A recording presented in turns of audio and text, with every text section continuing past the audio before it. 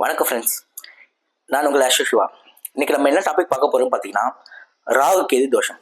சரி, நம்ம ஜாதகத்தில் ராகு கேது தோஷம் இருக்கா இல்லையா, எப்படி ஐடென்டிஃபை பண்ணுறதுன்னு பார்த்தீங்கன்னா, லக்ன பாவத்துலேருந்து லக்னம், 2ஆம் பாவம், 5ஆம் பாவம், 7ஆம் பாவம், 8ஆம் பாவம், 9ஆம் பாவம், 12ஆம் பாவம், இந்த பாவங்களில் ராகு கேது இருந்தாங்கன்னா உங்களுக்கு ராகு கேது தோஷம் இருக்கதா அர்த்தம்.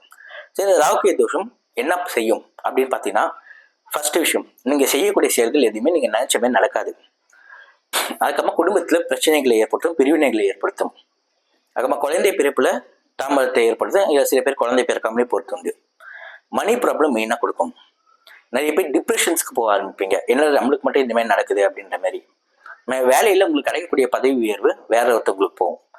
இந்த மாதிரிலாம் வாழ்க்கையில் அடிக்கு மேலே அடி வாங்கினீங்கன்னா உங்களுக்கு ராகு கேது தோஷம் இருக்குது. இந்த அமைப்பில் ராகு கேது இருந்தாங்கன்னா இதுக்கு என்ன பண்ணலாம் அப்படின்னு பார்த்தீங்கன்னா, கேது பகவானுக்கு கீழ் பெருமல்லம், ராகு பகவானுக்கு திருநாகேஸ்வரம், ராகு கேது ரெண்டுக்கும் சேர்ந்து ஸ்ரீகாளஹஸ்தி, இந்த மாதிரி ஸ்தலங்களுக்கு போய் ராகு கேது பகவானுக்கு பரிகார நிவர்த்தி பூஜை செய்யறது மூலமா நம்ம ராகு கேது தோஷத்தை நிவர்த்தி பண்ணிக்கலாம். இந்த கண்டென்ட் உங்களுக்கு பிடிச்சிருந்ததுன்னா சப்ஸ்கிரைப் பண்ணிக்கோங்க. மேலும் இதே மாதிரி கண்டென்ட் பார்க்க பெல் ஐக்கான்ஸை கிளிக் பண்ணிக்கோங்க. Thank you so much.